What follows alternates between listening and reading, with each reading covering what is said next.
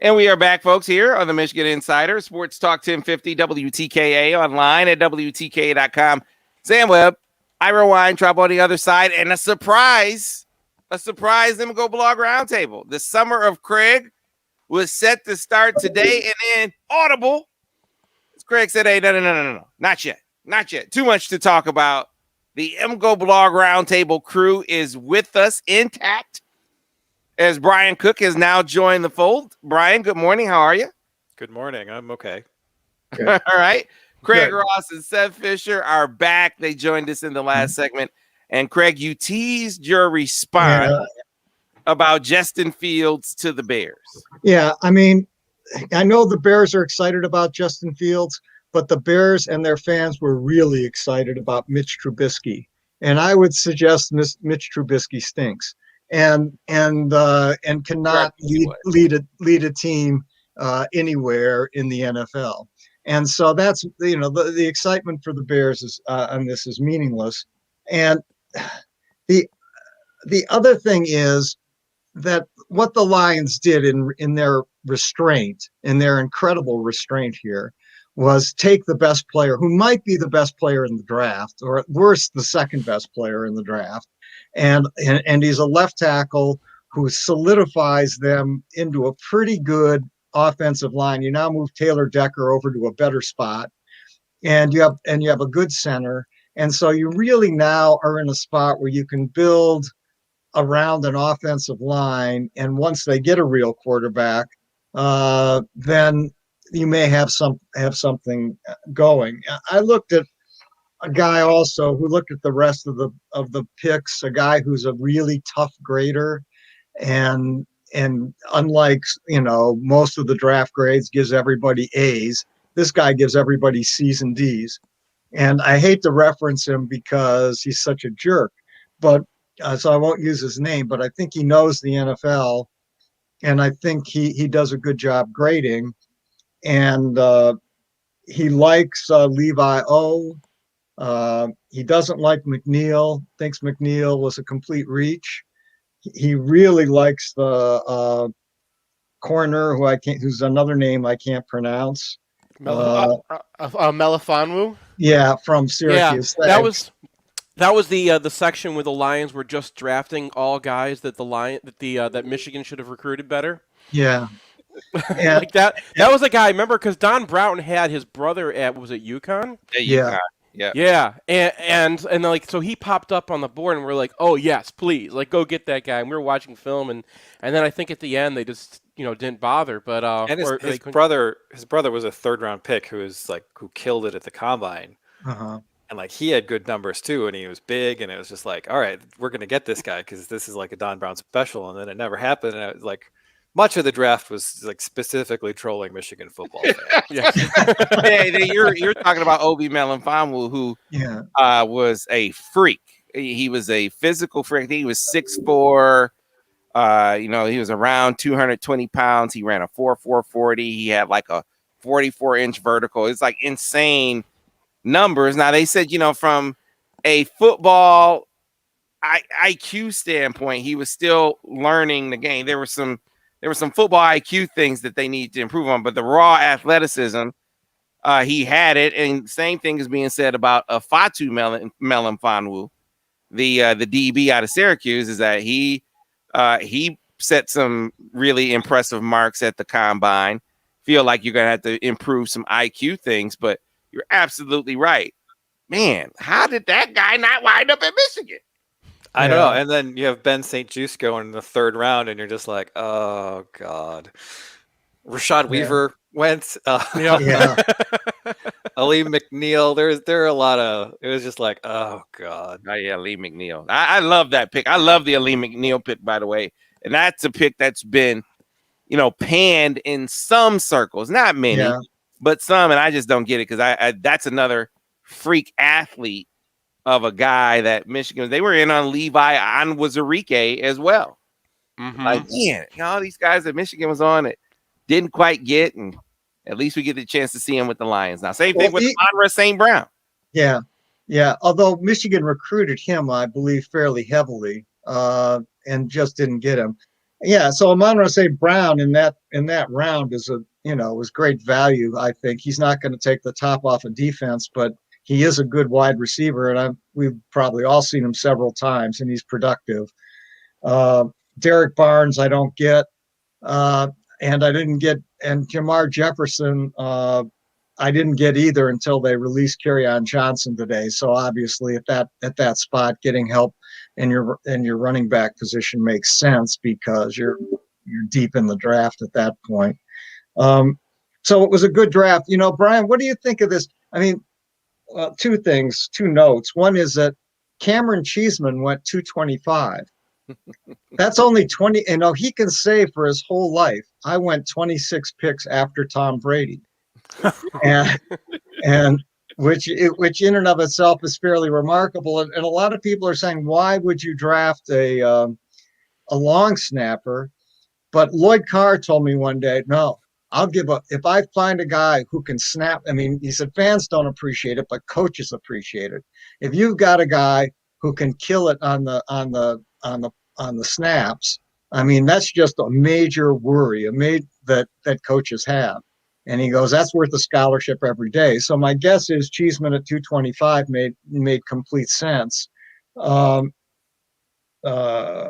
Michigan ends up with 8 guys drafted. Michigan State, none. And fans are saying, well, wait a minute. Those dudes beat us last year. How the heck can a team with no draft picks at all, and a first-year head coach and a basically meatball team, beat Michigan? Well, did Vincent Gray get drafted? No, he's still on our team, right? I think. But that's, when you have that kind of weakness at cornerback, as Michigan did in that game. I know Vincent Gray kind of came on a little bit later. Yeah. But the guy who had 200 yards receiving against Michigan, I think he had 2 other catches the rest of the year. So yeah, quite remarkable. To me, the draft didn't make that worse. That game, that loss, look any worse. I said at the time, it's on par to me with App State. So it's worse than App State because App State was a better team than Michigan State. Appalachian State was actually a pretty good football team. They're defending national champion, I think, in their division. They actually were a really, really good team. This Michigan State team was no good at all. Here's a question I have for you guys to ponder for a second. So we saw Ambry Thomas, who I think is going to be a steal for the San Francisco 49ers, even in the 3rd round. That was about what I thought his ceiling was, having opted out of the season, the 3rd round. We saw, Nico opt out, go in the 3rd round. And then we saw some guys who opted in fall. So a guy like, for instance, Jalen Mayfield, who at one point there was some 1st round consideration for, he opted in, got hurt, still wasn't healthy for his pro day, didn't test great. He winds up falling to the 3rd round. A guy like Shaun Wade opts into the season, falls down draft boards. You can talk about his talent, but still falls down. Do you think that we are going to see an impact on guys moving forward? Maybe not opting out of seasons as a whole, but maybe getting late in the season and saying, maybe I don't need to play the rest of these games. We aren't playing for a championship anyway. Do you see that kind of impact based on how opt-outs weren't penalized, it seemed to me, for opting out? I don't know. I kind of feel like if Nico Collins had played another 13 college football games in a full season, he wouldn't have gone to the 3rd round, right? Right, but did he suffer? Did he he didn't gain ground, but did he lose ground by opting out? Well, and these are special circumstances too. Like if you opt out 2 years from now, every coach in the NFL is going to be like, I don't want that guy, right? Like this is a completely unique situation. If we do start seeing that, I think that makes expanding the playoff to be an even bigger imperative than it feels like right now. Right? Because then you got 12 teams you've got teams chasing for 12 spots. Then there's actually you have relevance to your season for most of the Power 5. I think that is spot on. I think you are spot on, Brian Cook, with that point. So it might be a thing. I kind of doubt it because most athletes are looking to the upside and not the downside. So they're trying to, there's all those guys who go to camps when they're committed just so that their recruiting ranking can get higher, right? It's like they're always looking to move up and compete, and that's what makes them high level athletes. Well, you guys think? If you're going to college and you're picking your college because they're going to prepare you for the NFL, right? And then you play in college and you get to a point where, they're talking about you as a draft pick. You got everything to lose by playing and nothing to lose by not playing. And I think that's something that, the agents are involved, and they're going to be getting to these guys and talking to them, and they're going to say, look, you are now a draft pick. Now, you still have to play a little bit. You can't just, sit on the bench for a year and then go based off of your recruiting talent. But once you put some film out there, I think that guys will go to the draft. And I think it's going to hurt Michigan down the line because Michigan recruits guys who want to get drafted and want to get developed for the NFL and have the talent to play in the NFL. So we're going to be more affected by that. I think really the end game is more we've talked about this plenty with bowl games. It's just when you pay the players or even when you sign them to contracts outside of the program, that has to include playing, right? Like if they're gonna have the rights to their name and likeness, then they sign a contract to be like the sponsor of MGoBlog for this year. Then part of that contract is you're gonna have to play all your games, and that's I think the only way to keep them nowadays. Craig? Yeah, well, I agree with both you guys. I don't have much to add. The question I've got relating back to specifics, James Hudson. What the hell happened with James Hudson? I mean, my impression was he left Michigan because he didn't want to be an offensive lineman. Is that right? So, and then he goes to Cincinnati and he plays offensive line and he goes around the same as Jalen Mayfield at about the same spot.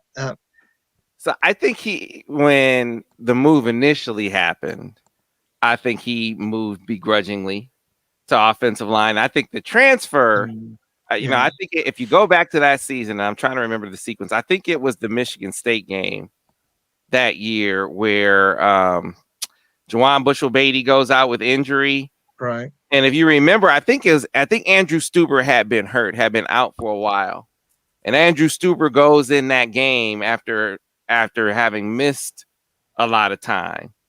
And it was like right after that James Hudson wanted to transfer. I think it was that was the tipping point for him. I think he thought he should have been on the field. And when Stuber went in over him in that game, it was like, I'm out. It was that's how I remember it taking place. So by the time he left, I don't think it was. Yeah, obviously, I mean, he didn't go to Cincinnati to play defensive line. So, I mean, if it was a position thing, you would think that he would go there and play the position that he wanted to play. It wound up being a depth chart thing and feeling like he wasn't getting the right look on the depth chart at that point in time. Yeah, I mean, I feel sorry for people who've only been fans for 10 or 15 years. Because you've got 10 or 15 years of pain, and I said once last year in Ann Arbor, it's always 24-12. Well, that may not be, that may be true for people over, say, 70 years old, but it's not true anymore for young people. They just remember these particular nails in their hearts, and there's just one after another. So it's been hard to be a Michigan fan, and we've got 1,000 of these stories that make no sense or are just painful. Who do you guys think is going to be the best pro out of that bunch before we move on? I mean, all the landing spots, and just to run them down real quick, Quiddy with the Colts. You had Nico with the Texans, Jalen Mayfield with the Falcons. I think he's going to start out at guard there. He's going to be a guard. Yeah, Ambry with the 49ers. You go down to the 5th round, I think was the next. And then it's you got Cam McGrone with the Patriots, which is you got Bench Mason with the Ravens, of course, and Cam Cheeseman with Washington. Who am I missing, Mr. Weintraub? Am I missing anyone? I don't think so. I think you got them all. Chris Evans. Oh, Chris Evans. Oh, yeah, Chris Evans. That's right. Yeah. And they're talking about Chris Evans making some hay in the NFL as a pass catching tailback, which this game will resonate, I'm sure, with Craig. You remember? Just troll us, just killing us. You remember Ronnie Harmon? That's all I kept thinking about was Ronnie Harmon when they brought up Chris Evans. Do you know every year for 5 years, Sam, in the season preview, I was like, this is the year that Chris Evans is going to catch a lot of passes. And then he goes and he's like doing the NFL Combine stuff, and there's the Twitter feed that's like, hey, this is where this guy ranks everywhere. And it's like, Chris Evans is the best athlete in America.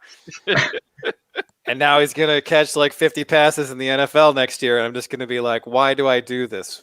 Why am I here? Why can't I just fade away into nothing? Anyway, Nico Collins, to answer your question. Nico. Who's going to throw Nico passes next year? Doesn't matter. That's a good question. As long as it's not Shea Patterson, it'll be fine. The guy from Stanford that they drafted, I know they think they can work out. I don't want any Sean Patterson smoke.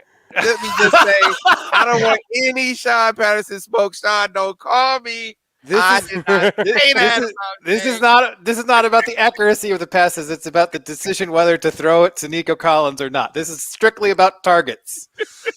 All right, who do you guys? So Brian is with Nico. What about you guys? Best pro out of the bunch. I'm sort of, to be honest, I think it'll be Cheeseman. Well, longest career, yeah. He'll have the longest career, and he'll be around the NFL for a decade at least. But yeah, I'm sort of with Nico too. I think Chris Evans has a legit shot. I'm skeptical of Kwity Paye. I mean, Kwity Paye is a great person, and I'm rooting for him, more than anyone. But I'm skeptical of him a bit. Nico and Chris Evans seem like the right choice to me. Mayfield could, especially at guard, could hang around the NFL for a while. That's how I would see it. Seth? I'm surprised no one thinks Kwitty's going to be that great. But one thing is, I was worried about him going to one of those, going to a program that really just needs an edge rusher, and was looking at him because he's more of kind of a push guy than a, dodge around you kind of guy. Right. And one thing I like about this pick is that Indianapolis really does that kind of pass rush. They like to squeeze you in until there's nothing there. And that's, if he went to that team or the Ravens, I thought he was going to be fine. And, that was the only team really in draft range to get him. So I think that going to that team is going to make Kwity everything that he can be. Plus, they need him right away. They absolutely needed an edge rusher on the strong side. So I think he's got the perfect fit, and I think that Ambry Thomas is also going to. That's my vote. I mean, everything you need. I think it's the right system for him out there. San Francisco runs like the kind of like pattern match stuff that I think he'd be pretty excellent at. So yeah, those are my picks. Yeah, I'm going with Ambry Thomas as well. When you consider, his measurables are up there with the best in the draft.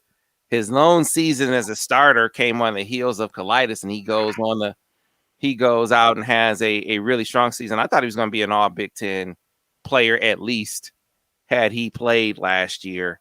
You couldn't take him in the first or second round based on the small sample space, but to get him in the third round, talent of that level, I think it's going to wind up being steal range as far as the 49ers are concerned. All right, so we got a lot more to get into. We spent time last week on Devontae Jones, right? So no need to rehash that. Well, I think there's some reason a little bit of reason to talk about that again. I'm not. Okay, so what do you want to add?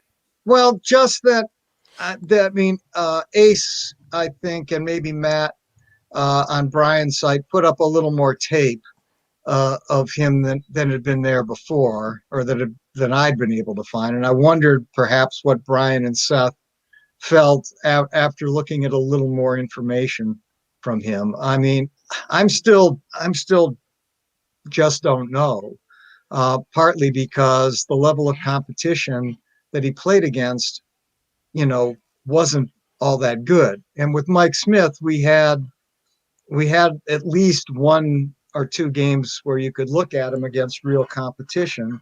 And with Jones, you just don't really have that. That's not to say he isn't going to be a good player here, but and also on the MGoBlog, there was some tape that I hadn't seen of Frankie Collins, and his jump shot just looked. I mean, the problems I've had with Frankie's jump shot is it looked a little stiff, and not in these tapes this summer. All of a sudden, his release was much more relaxed, much looser, and I thought, whoa, you know, maybe this guy, you know, if he can play. Now, I think Jones will play defense, and that isn't going to be that isn't a likely issue. And I have no idea if Frankie can play any defense right away or how long that's going to take. But from those tapes, I reevaluated Frankie up a bit, and with Jones, I was sort of, well, I still don't know. So how does that change your outlook for the point guard position next year? Do you think that they're more likely to start Frankie now as a result of your enhanced film review? I think so. I think it depends on defense, but I think that's plausible, and so I don't know. I wondered what you guys thought after looking at that, whether that made you reevaluate or not, or is it still likely that it's going to be Jones and then we'll work Frankie in as it comes along. It may be just too soon to tell, but I mean, I love Frankie. Yeah, me too. The thing that Jones brings is he's been in college for 4 years, and Frankie didn't really get much of a senior year. Like, he was kind of barnstorming with his fake AAU team, going around places. And then, you know, who was the shooting guard? He had a shooting guard on his team who just opted out halfway through the season. So the way he looks sort of in the games without that guy, like, there was just too much on his shoulders. So he's taking those outside shots that aren't really his thing. I'm not a guy who can evaluate a release and think, ooh, that's good, or ooh, that's bad. But one thing I will say is that Frankie does play defense. Now, it's kind of hard. It's kind of hard to judge it in the AAU ball. That, you know, it's pretty helter skelter. But when he gets one-on-one with a guy, he's got great lateral quickness. He can stay in front. He's very cagey about steals. So he's good at anticipating skip passes, and he's got much more range than you'd expect because he's such a big leaper. So I think that he's going to at least be an adequate defender early. But whenever you're making a point guard choice between a senior who's in his 5th year and a true freshman, the senior is going to get the nod at least early. And then maybe Frankie's able to push through mid-season if, one, Jones disappoints a little bit, and if, two, like, he comes in and is just a revelation. But, you know, I think more realistically, he's going to be a guy who gets 15 to 20 minutes. 100% agree. Seth? Yeah, one thing Ace noticed about Jones that I don't think we talked about before is his defensive rebounding, which is normally not something you really bring up with a point guard, especially when he's been playing in the Sun Belt. But then he showed the tape on it, and he does have a kind of a weird knack for picking out where the ball is going to go on Karooms, and getting and using that to start. So it doesn't always work for him, but he's always kind of running in a different direction than someone else after a 3-pointer goes up, trying to get those. And he's got those like little bits of his game that don't really show up except for, you know, all of a sudden there's a breakout or there's a or he drew a foul because that he's just, it's so crafty. Like, the guy he knows all these little things about basketball. Yeah, I think Brian's point. I feel like this is an Occam's razor moment. You know, like, really the simplest thing. He's a senior point guard. He's a senior point guard that even at a lower level has been through the rigors, and so it's going to give you a steadying presence out on the court. Frankie would have to come in and just be lights out in order to unseat him. Also, to Brian's point, but absent that, you at least have a guy that you can lean on, that you know is a heady guy from all of his coaches. Andrew Kahn did a great piece where he talked to some coaches and said, you know, he sees the court so well. He's a crafty guy. He's never rattled, never flustered, just always under control on the court. He doesn't have to be more than that. because you aren't expecting him to come in and be, a guy. He has to just come in and run the team and help bring Frankie along. His role is different than Mike Smith's. And while Mike Smith wasn't necessarily, the guy, I think he had to be more of a guy than Devontae Jones is going to have to be for this team. Well, so one thing that I didn't realize last week is that he really changed his role for Coastal Carolina this year.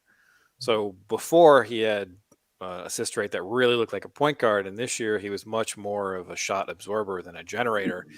And so I was a little bit skeptical of the fit. But if you go back and you look at his junior year or sophomore year film, I guess, he's very much in the mold of a guy who's able to get halfway in the lane and then pick out the right guy. So, and that's going to be important for Michigan because, being able to collapse the defense when you've got Caleb Houston standing on the wing is a very good thing. Being able to get into the lane when you've got Hunter Dickinson and Musa Diabate is a very good thing. And, I think everybody appreciates Eli Brooks, but Brooks has never been the guy who's going to unbalance the defense. He's going to be the guy who is able to get you into your stuff and maybe take some opportunistic shots. And he's not crafty in the way that Jones is, and he's not a little flash of lightning like Frankie Collins is. So getting that ability to unbalance the defense is something that's really important. And now Michigan has two different ways to get it, which I think is important because, if there's a matchup where Jones has a guy who's quick enough to stay in front of him and he can't really do anything with it, then maybe you can go with Frankie or vice versa. So the flexibility he provides is also really important. Yeah. One thing, Brian, is you're right, but they changed his role.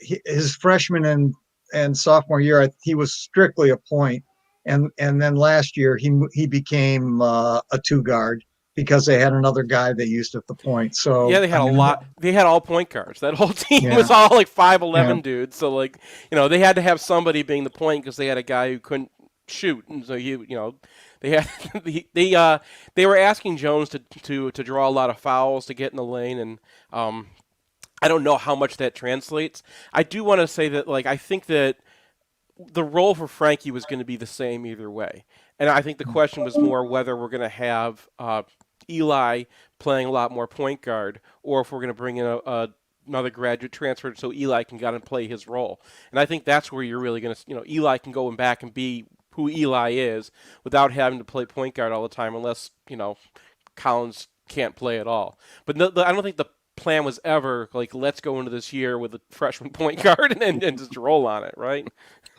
All right, so we need to get a break in here. Okay. I know a question that Craig wants to get into is adjusted outlook for the Big Ten in light of the move. So think about that over the break, and then also Strauss-Mann, guys. I mean, lost in all of our discussion, in local sports about the draft and Franz moving on and Devontae Jones coming in. Strauss-Mann leaving Michigan hockey, at least to me from the outside, was a surprise. Talking to Mike Spath this morning, it makes it sound like it was a surprise inside. Curious what you guys think of that move and your adjusted outlook for Michigan hockey in light of Strauss-Mann's departure. We'll get into that on the other side as well here on the Michigan Insider. MGoBlog Roundtable, Sports Talk 1050 WTK, The Ticket. Yeah. Can we talk about? Yeah, can we talk just a bit about Imani Bates too? Mm-hmm. Because I went back and looked at Chris Solari's articles, and he wrote that Bates would be a 2-year player at MSU because of his, quote, strong feelings for MSU and Tom Izzo. And there wasn't a single other human who covers Big Ten basketball who thought he would ever show up there. Forget about being a 2-year player. What's wrong with Solari? He's like a brain-damaged vulture. So I don't, I don't get it. That was ridiculous. Hey, Seth. It's Karam. Karam, not Karum. Yeah, not Karum. Yeah, so Karam. I wouldn't do that on air, but it's I do that a lot. My interactions with the English language are 90% written words. So yes, I'm speaking from a place where I come from. I am one of these people as well, where I say a word and I'm like, everybody looks at me like, what? Yeah. It's just good to get that out there sometime. All right. It's a good point, though. The guy really is a good defensive rebounder. He really seems to be unusual in that respect. And that's something that Michigan has had, defensive rebounders off the point. Quite unusual. Yeah, well, I think Beeline did it by design. I think the idea was he didn't have the centers to really go up and get it, so he just had the forwards box out as much as they could, put those guys under the basket and let the guards collect it. And Derek Walton was really good at it. Derek Walton is the best defensive rebounding guard I've ever seen in the Big Ten. Right, but Derek Walton also could get up. Like we have that one photo of him jumping over. Yeah. Was it Sullivan? There is. He had D-Walt was I think it was more anticipated because D-Walt, I remember being at a warm up and man, he was trying to dunk. I'm sorry, D-Walt, I shouldn't say that. There's a guy who's never dunked at all. Can only dream about dunking. It got to a point where aren't you like 5'4"? I don't. Why would anyone expect you to dunk? Hey man, Spud Webb. Dan, come to the house. We have an 8-foot hoop man. You can dunk. Spud Webb can dunk, but it's one thing to talk about guys who can't do it when you can't do it yourself. But X wound up taking the ball. I said, man, come on. X just goes up and just off 1 foot. As if to say, because they kept trying to throw D-Watt, they were trying to throw him alleys to try to help him. He just wasn't not his forte, but great. He was physical and great anticipation. Yeah, from D-Walt that made him. I agree with Craig, one of the better defensive rebounding guards you'll see. So, hey, he took an inch from me, Sheldon. He took an inch from me. I'm 5'5". He took an inch. You can't be stealing inches. That's pretty close, right? Like stealing inches, man. You're supposed to lie up, not lie down. All right. You're 5'11". Back at about 20, guys. Like on the program in Flint Central, Sam Webb, 5'8", 150. I was like, hell yeah, give me that. That was on the JV roster. By the time he got to the varsity roster, it was 5'9", 175. I was like, that's what I'm talking about. All right, guys, we're coming back on radio. Stand by, I'll catch you in. Yeah, you lie up. We'll give the lead to the 5'8" Sam Webb in 5, 4, 3. Hey man, if you look at the NFL draft preview, Sam Webb was listed in there as 6'2", 185. I'm just saying, seriously. That's a different Sam Webb. Straight fact. He was a Division II defensive back, and now he's a radio host. But it's a fact. Exactly he got drafted, and I don't think he got picked up as an undrafted free agent yet either. I'll have to dig into that one for you, Sam. Yeah. So as we switch gears, or before we switch gears, your adjusted outlook in the Big Ten based on the comings and goings, the moving and the shaking. I mean, a lot of people think highly of the Devontae Jones pickup for Michigan, boosting the view of them. What do you think of Michigan standing in the Big Ten in light of all of these moves? Well, if you look at the fancy stats, Bart Torvik has Michigan the number 2 team in the country, and then they got Purdue, Ohio State, Maryland, and Michigan State 9 through 15. So they're a pretty clear favorite by that reckoning, and I think that they're a pretty clear favorite overall. So I think it's going to be more of a down year for the Big Ten. You got Wisconsin, Iowa, Rutgers taking big steps back. You have a year 0 at Minnesota and Penn State. They're probably going to be terrible. Illinois is going to take a big step back. I think you might get some movement upward from Nebraska and Indiana. And Maryland, I think, has done really good work in the transfer portal, especially getting Qudus Wahab. And then you have Ohio State and Purdue, which are going to be pretty much the same teams they were last year, except they're returning almost all of their minutes. So, but Purdue is going to be limited, right? Ohio State is going to be limited because of who they're playing at center, and Purdue in particular just lacks shooting. So, I don't think Michigan's going to lack shooting, and they've got the best center in the league, so I think they're going to be the preseason favorites. Yeah, I more or less agree with that. I mean, I'm just struck by the fact that Michigan loses an entire team that would compete for a Big Ten championship as a starting five. I mean, Livers, Wagner, Sean D, Mike Smith, and Austin Davis. If that was your starting five, you'd say, hey, that's formidable. They could, they might do it. And to absorb that is quite a bit, especially when you're looking at a lot of freshmen filling in. And freshmen, I mean, you saw with the kid at Illinois, this year, Adam Miller. I mean, I looked at him in high school and I said, wow, this kid is just going to be a great basketball player. Well, where did he wind up? Was it Alabama? Where did he go? LSU. Where else? He wants to play point guard. And it, but he wasn't a great player at Illinois this year. He was good at times.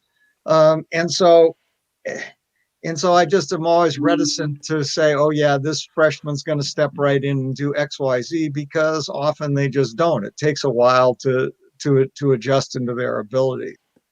But I look at the Big Ten and almost every team looks like they've got problems to overcome in relation to this past year.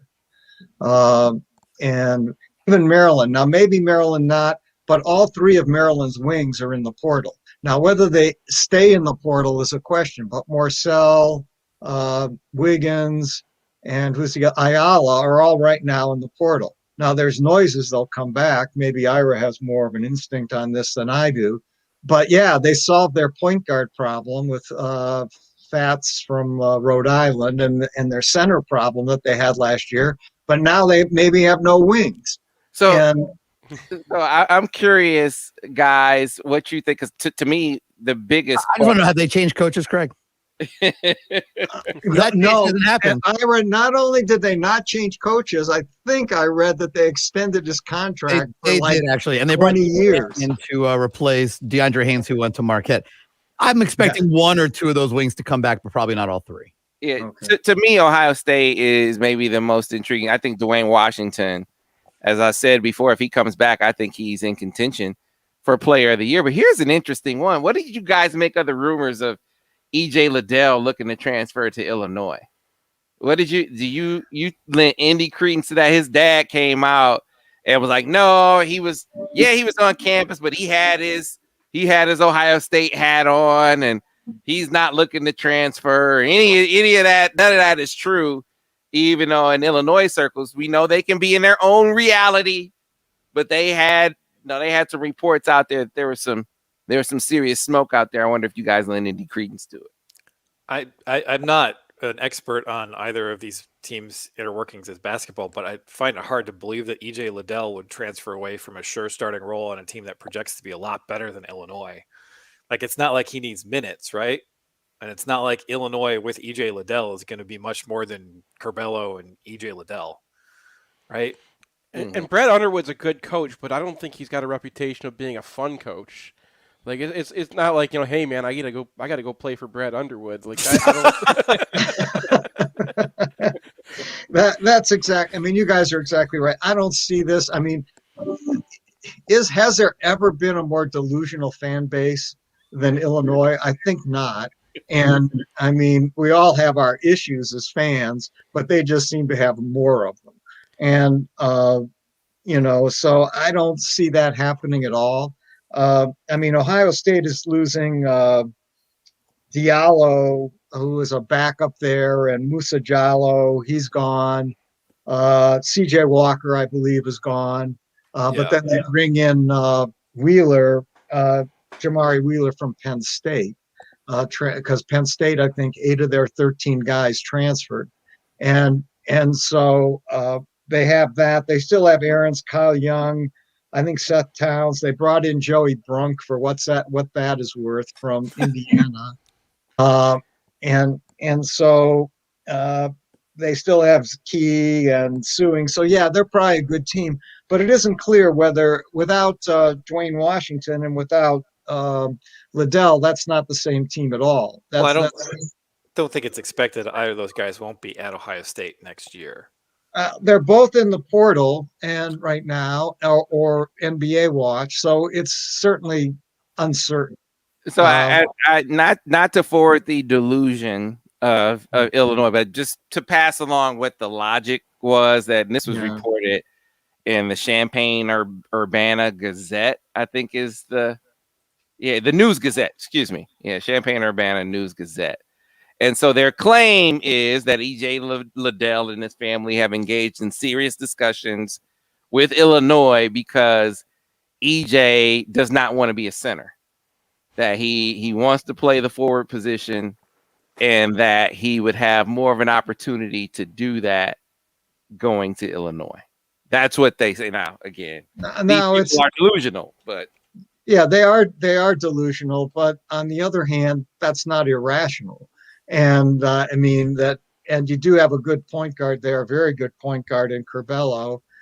They brought that big center in who was remarkably unproductive last year. I can't think of his name right now. Omar Payne. He was Colin Castleton's backup at Florida. Yeah, Castleton beat him out, right? So, I guess it's not impossible. I sort of doubt it. I sort of doubt that it's happening, but who knows? Just to be clear, the two Ohio State players are not in the transfer portal. I think they did enter their names into the draft, but neither is in the spot where they're likely to actually stay in the draft. Okay. So they should be back. Okay. All right. Yeah. So Ohio State then is the team next year you can look at and say, okay, and they lose CJ Walker, but they bring in Jamari Wheeler. Maybe that's Wheeler's not a point guard though. So their issue is like, can Dwayne Washington be a full-time point guard for them? Because there's really nobody else on the roster who's even vaguely shaped like a point guard. We're back to the issue of whether Jose Mesa can pitch or not. Well, I mean, they brought in Michi Johnson, and maybe he'll be able to do it. But he came in mid-year last year, and he was supposed to be like a high school, senior, and so he played very sparingly. So they're either relying on him to kind of step into a starting role or at least be a contributor, because nobody else on the roster has even a shot, really. I mean, they brought in a freshman who's top 50 called Malaki Branham, but I think he's more of a shooting guard. Yeah, he's a top guy. He's like in the top 40, but he's a 2. He's strictly a 2. He's not a point guard at all. Right. So they have some roster construction issues, even though they probably have the second most talented roster in the Big Ten. I mean, the only, I think, competitor for there is probably Purdue.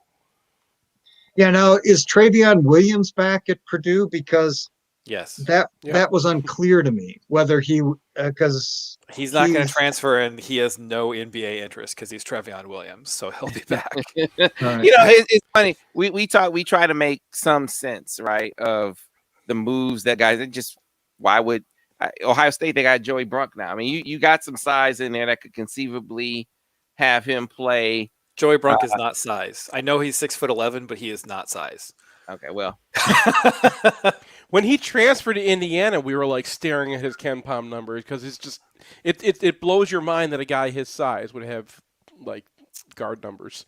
Well, his stats at Butler were pretty remarkable because when he was on the floor playing center, Butler's 2-point defense got 10 points worse. So, but if you're trying to appease, sure. If this is an issue for E.J. Liddell, I mean, just say, hey, we got Joey Brunk. Now, I'm not saying that there's I don't know that there's anything to this. This is like the Illinois fans are in their own world, and is the Illinois media. But, guys make strange decisions, and I want to get this in before we get out of here.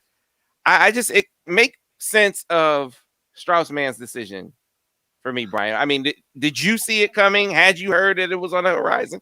I mean, I hadn't heard anything coming. He has had 3 very strong years at Michigan, so I know I forget which athletic guy. It might have been Wheeler, or it might have been Pronman, had a midseason list of the most interesting UFA college players, and Strauss was 4th or 5th on that list.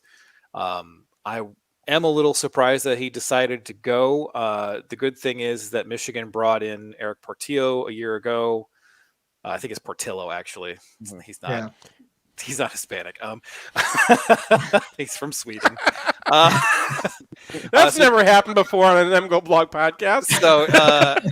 So Eric Portillo was a third round pick even before he got to Michigan. Got sparing games because Strauss-Mann was here. Should be able to step in and perform at least adequately and probably well. So, as hits the program go, this one is extremely survivable. But Mann was an established high level goaltender, and it is a little bit of a blow. And a captain. Yeah, and a captain. It's Tom Brady going to the NFL, and you still have Drew Henson. Like Portillo is like a 5-star, and I wonder if maybe some of the conversations with him were like, don't worry, Strauss is going to be gone after a few years, because it doesn't make sense why Portillo joined if he was going to sit on the bench for all but 1 year, right? Well, he would have had his upper class years as the clear starter here because Mann only had one more year. But I think asking a third round pick to get about 10 or 15 games over the course of 2 years is a tall ask. So, I think it was probably one or the other was going to be somewhere else. Yeah, you're thinking that this is a situation where they went to Strauss and said, "You're still the guy, but less of the guy. You're gonna, Portillo's gonna get more games next year." That's one possibility. I don't know. I kind of feel like if Mann got approached by NHL teams and they're like, "We're going to sign you to this contract, and maybe you'll have less leverage next year when you can't go back to school. You better strike while the iron's hot." I think that's something that might have moved the needle as well. Also, the Michigan lost one of their assistant coaches. I think it was the goalie coach. So yes, Chris Mayotte became the head coach at Colorado College, so that might have played a factor in his decision as well. Yeah. I talked to several people who are hockey people, including one who works for minor league team who you guys know. And I asked about Mann, and he said the problem with Mann is the NHL doesn't like shorter goaltenders, regardless of how good they are. Now, Mann is about 6 feet 5'11", 6 feet tall. And I thought, well, hell, the guy has been so productive and so good at Michigan. It's hard for me to believe the NHL wouldn't be interested. But he says, it's a hard sell. And so this becomes more curious to me. It's a hard sell in the draft. But like, if you go look at all of the, because I know someone who works for minor league hockey, different person. Okay. She does our book every year. Anyway, she works for the Griffins, and she's like, they're always out looking for goalies to sign, because like the level of goalie is either a super hot guy who's got all this talent that you're developing, but gives up 5 goals a game. Or, whoever you can sign, some local, whatever. They don't have, because teams don't want to draft goalies because it takes so long to develop them and you never know who's going to hit. So, like, in the draft, I think you're absolutely right. But I think a guy like Strauss-Mann who can, give you some stability and might, project to a guy that you can play as your second goalie, like, and a dude that you don't have to waste a draft pick on. Like, they have plenty of spots for goalies in the minors. Yeah, the NHL might not love goalies who aren't super big these days, but when all he costs you is a roster spot and a 2-way contract, it's a pretty easy decision for an NHL team to go get a guy who's been as productive as Mann, because not only was he productive at Michigan, but he had back-to-back 930 years in the USHL. So that's a 4.5 year period where he looks like a quality goalie. So you expect him on a professional team next year and not at Colorado College, say? No, he's going to sign. Like, he's going to be in the AHL, probably start in the AHL next year. Okay. Interesting stuff. A historical question on the way out. It's a what if, but it struck me listening to Desmond talk about it yesterday, Craig. I know this one is right in your wheelhouse.